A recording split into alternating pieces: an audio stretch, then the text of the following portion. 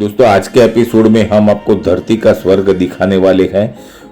Canada में Banff करके एक ऐसी जगह है जहां पर आप जाएंगे तो आपको वाकई में ऐसा महसूस होगा, ऐसा एहसास होगा कि जैसे कि आप स्वर्ग में आ गए हो। आज का एपिसोड आप शांति से पूरा देखिएगा।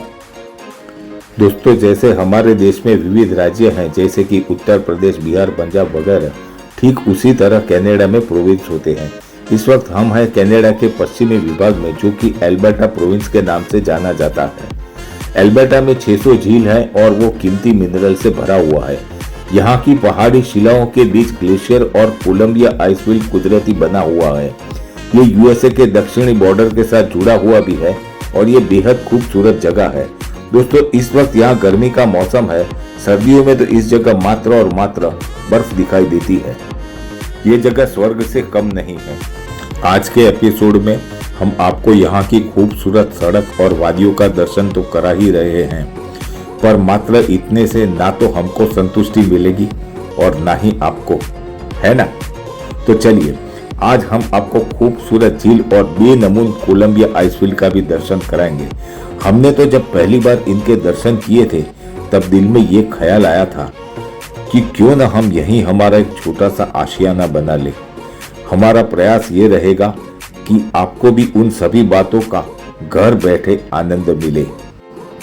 दोस्तों वास्तव में बैंफ एल्बर्टा एक टाउन है और ये अपनी पहाड़ियों के लिए, प्राकृतिक सौंदर्य के लिए और बहुत सारी एक्टिविटीज जैसे कि हाइकिंग, बाइकिंग, स्कीइंग और वाइल्ड लाइफ देखने के लिए यहाँ पर अक्सर लोग आया करते हैं। आज के एपिसोड में हम देखेंगे Lake Louise, Moraine Lake, Emerald Lake, Yoho National Park, Takakkaw Falls, Yoho River और किकिंग हॉर्स रिवर का संगम और बैंफ अपर हॉट स्प्रिंग्स। ये बहुत ही खूबसूरत नज़ारा जो है ये हम आज के एपिसोड में देखेंगे और आइस फील्ड जो है वो हम अगले एपिसोड में आपको दिखाएंगे। बैंफ एल्बर्टा अपने शंकुधारी वन के लिए काफ़ी मशहूर है और यहाँ पर हमेशा बादल छाए हुए रहते हैं। मौसम कभी भी बदल सकता है, इसीलिए कभी भी यहाँ की यात्रा करें तो अपने साथ रेनकोट जरूर रखें ताकि ठंड और बारिश से आपकी सुरक्षा हो सके। और यहाँ पर एक पड़ाव आता है जहाँ पर आप अपने आप को रिफ्रेश कर सकते हो। ये लकड़े की बनाई हुई बेहद खूबसूरत जगह है जहाँ पर आप यहाँ पर ये एक भालू की खाल देख रहे हो। यहाँ पर सफ़ेद रंग के भालू की भी खाल है और काले रंग के भालू की भी खाल है। और दोस्तों यहाँ पर आप अगर कुछ गिफ्ट वगैरह लेना चाहते हो तो यहाँ से आप बाय भी कर सकते हो और अगर आप यहाँ पर गोंडोला राइड करना चाहते हो तो आप गोंडोला राइड भी कर सकते हो।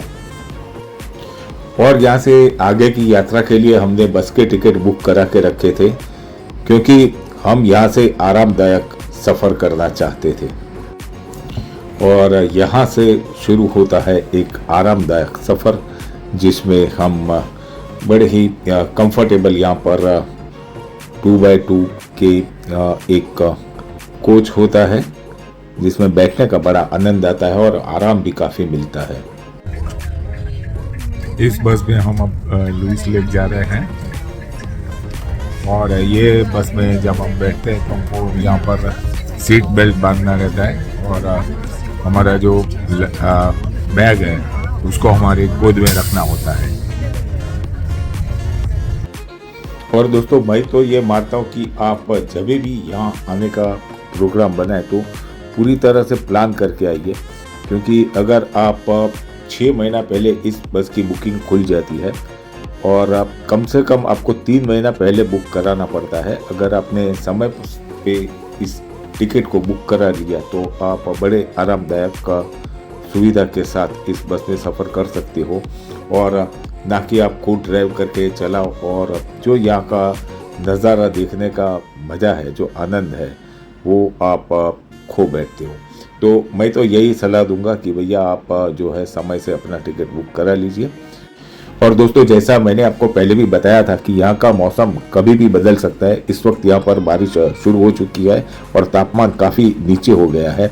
तो इसीलिए जब भी आप यहाँ की यात्रा करें तो गर्म कपड़े हमेशा अपने साथ रखें, क्योंकि वो बहुत काम आते हैं। और जैसे ही हम आगे बढ़े तो यहाँ पर हम जल्द से जल्द लेक के पास पहुँचना चाहते थे। और यहाँ पर हमने एक बोर्ड पर पढ़ा, जब लेक लुइस और एरो देखा तो हमने कम से कम ये सोचा कि चलो अब हम लेक लुइस के काफ़ी नज़दीक आ गए हैं। अब हमें जो इंतज़ार बहुत ज़्यादा समय तक नहीं करना पड़ेगा। हम सभी लोग बहुत ही उत्सुक थे और हम जल्द से जल्द लेक लुइस के पास पहुंचना चाहते थे, क्योंकि हमने यहाँ सुना है कि यहाँ के जो झील है वो बेहद खूबसूरत होते हैं। इनका पानी जो है नीला होता है और बरसों पहले यहाँ पर, आज से हजारों साल पहले यहाँ पर जो ग्लेशियर थे वो ग्लेशियर पिघल गए हैं और उसकी जगह अब झीलों ने स्थान ले लिया है। तो करीब करीब 600 झील है, उसमें से थोड़े झील हम आज देखने वाले हैं। और दोस्तों, इसी के साथ हमारी जो इंतजार थी उसकी घड़ियां अब खत्म होने वाली है, क्योंकि अब हमारी जो बस है वो लेस लुइस के पार्किंग जोन में आ चुकी है। और यहाँ से जब बस खड़ी रह जाएगी तो थोड़े से कदम हमको चलने हैं और हमारा इंतज़ार खत्म होगा। लेक लुइस के दर्शन करेंगे और आप भी लेक लुइस देख पाएंगे। तो दोस्तों, इस बढ़िया से वीडियो के लिए हमने बहुत सारी मेहनत की है। इसके बदले में हम आपके पास से सिर्फ एक प्यारी सी लाइक मांगते हैं। और पार्किंग जोन से मात्र 4 से 5 मिनट के अंतर पर लेक लुइस है, जिसका हम दर्शन अभी करने वाले हैं।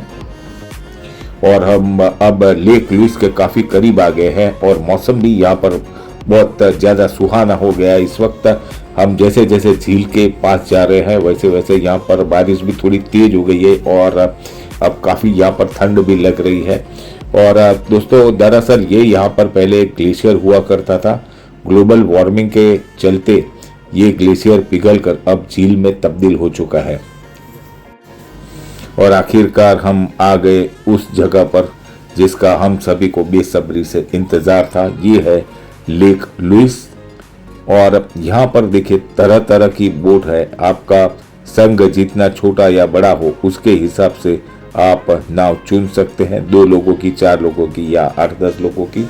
और उसके हिसाब से आप यहाँ पर सफ़र करके यहाँ के मौसम का आनंद ले सकते हैं।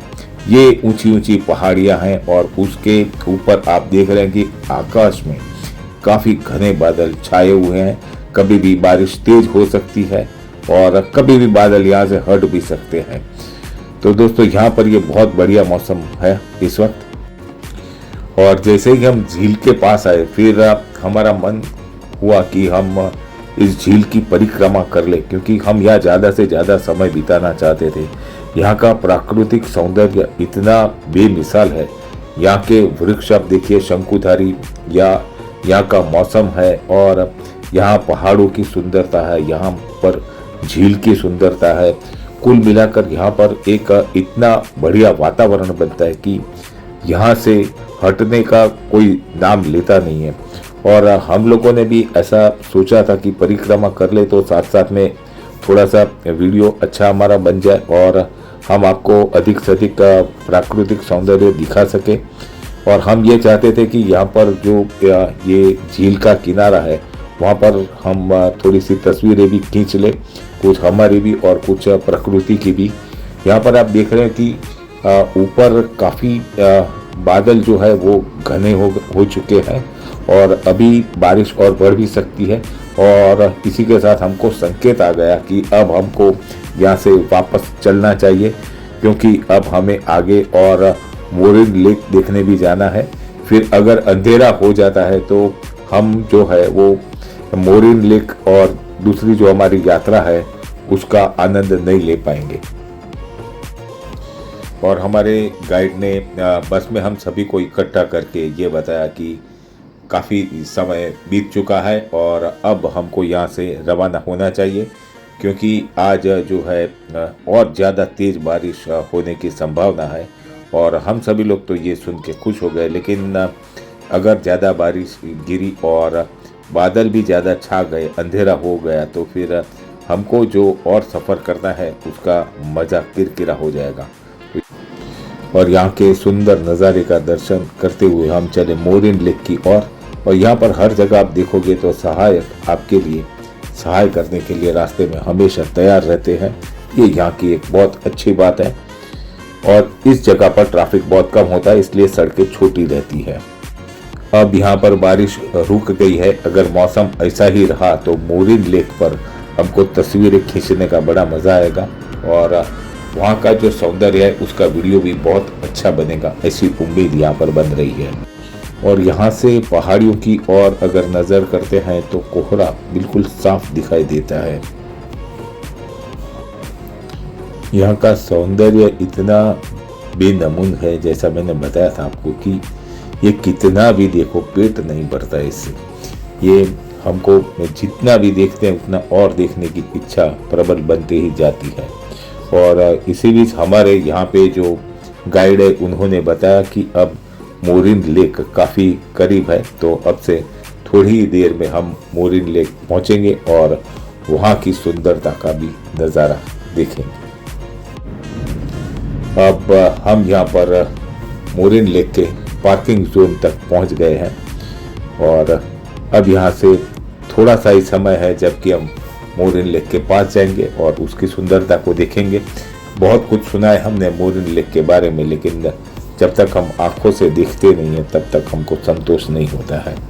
और यहाँ पर हमारे जो गाइड है वो बता रहे हैं कि देवियों और सज्जनों, अब हम आ चुके हैं मोरिन लेक पर और यहाँ से केवल 200 मीटर के अंतर पर हम देख सकेंगे मोरिन लेक को। ये देखते ही सबके मुंह से निकला, वाह क्या नजारा है।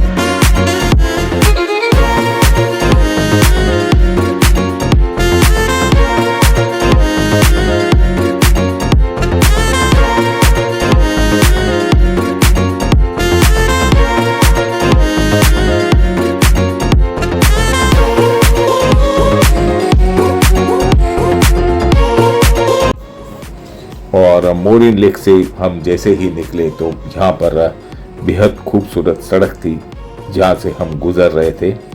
और उसी बीच हमारे जो यहाँ के गाइड थे उन्होंने अनाउंस किया कि आज की यात्रा काफ़ी लंबी हो चुकी है, तो अब हम आज यहाँ से वापस लौटेंगे और फिर हम कल लेकर जाएंगे आपको एमरल्ड लेक और टकाकाव फॉल्स, योको रिवर वगैरह। तो हमारी यात्रा आज की यहाँ समाप्त होती है। अभी भी वीडियो और बाकी है, देखते रहिए। समय काफ़ी बीत चुका था, हम थक भी गए थे और काफ़ी हमको भूख भी लगी थी। हम एक बढ़िया रेस्टोरेंट की तलाश में थे और जैसे रेस्टोरेंट की हम तलाश कर रहे थे वैसे ही एक रेस्टोरेंट में हम पहुंचे और इस रेस्टोरेंट का नाम है इंडियन करी। और यहाँ पर हमें साउथ इंडियन खाना भी हम खा सकते थे और पंजाबी फूड भी यहाँ पर मिलता है। और एक अच्छी बात उन लोगों के लिए भी यहाँ पर है जो लोग जैन है या जो लोग प्याज और लहसुन नहीं खाते, उनके लिए यहाँ पर जैन सांभर भी मिलता है। तो यहाँ पर आप आके कम से कम साउथ इंडियन फूड बड़े मौज के साथ खा सकते हैं।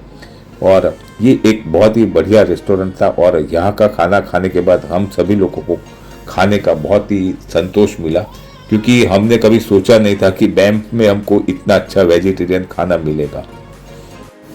हम जब खाना खाने के बाद मार्केट में निकले तो हमने देखा यहाँ पर एक नूरिश बिस्ट्रो नाम का रेस्टोरेंट था। ये कैनेडियन रेस्टोरेंट है लेकिन ये प्योर वीगन रेस्टोरेंट है। ये देखकर हमें बहुत ही ताज्जुब हुआ था और हमने फिर बाद में दूसरे दिन यहाँ पर भी लंच लिया था और बहुत ही हमको आनंद आया था। हालांकि यहाँ का फूड कैनेडियन स्टाइल में कुक किया हुआ रहता है, लेकिन आप यहाँ पर ये बोर्ड में दूसरी लाइन पढ़ेंगे तो देखिए दाहिने हाथ पर दूसरी लाइन है जिसमें लिखा है you are in a vegetarian restaurant. ये सब देखकर हमको तो बहुत ही ताज्जुब हो रहा था क्योंकि हमने कभी सोचा नहीं था कि यहाँ पर हमको इतना प्योर खाना मिलेगा। और दोस्तों इसी के साथ मैं आपसे विदा लेता हूँ। मुझे सुनने के लिए बहुत बहुत धन्यवाद।